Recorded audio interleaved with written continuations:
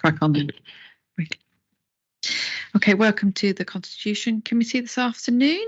We've got apologies from Mr. Rushton and Mr. Bedford, and we've got substitutes, Mrs. Radford and Mr. Ashman here. So item 1, I move the minutes of the meeting held on the 24th of May are taken as read, confirmed and signed. Is that all agreed? Item 2, question time.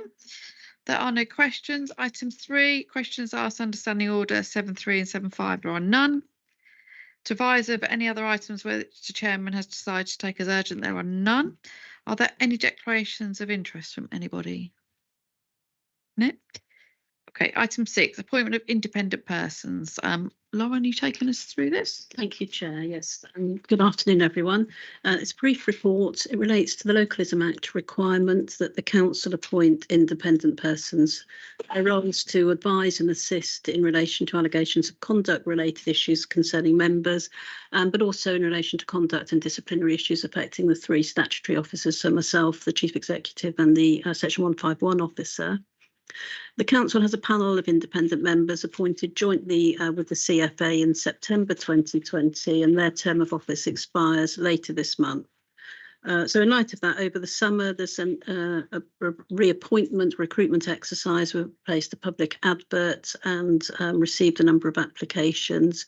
I'm grateful to Mr. Champion, Mr. Bannister and Mr. Bolter, who participated in the appointment panel alongside 2 CFA members.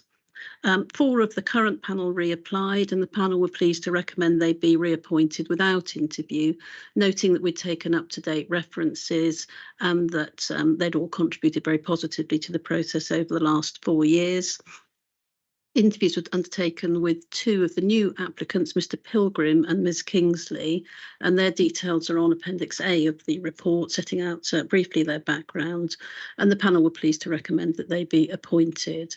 The constitutional requirement is that the appointment is by the County Council, so the committee today is asked to make a recommendation to the County Council that the 6 members identified as independent members be reappointed for a further 4 years from September 2024. Thank you, Chair.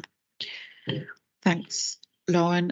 Do they get a remuneration for their? No, they don't. It's reasonable sort of expenses, travel and so on, but it's unremunerated. Very kind of them to offer to support us. So I'll move the recommendations at paragraph 15, which is for us to do a recommendation to council. These 6 people are put forward. Anyone seconding? Yeah. Okay. We're all happy. Thank you very much. Item 7, as previously confirmed, I have no urgent items.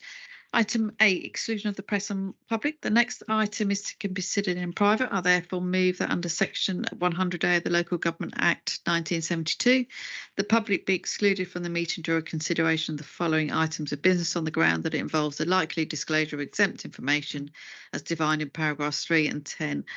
Part 1 of Schedule 12A of the Local Government Act 1972. Are we all agreed?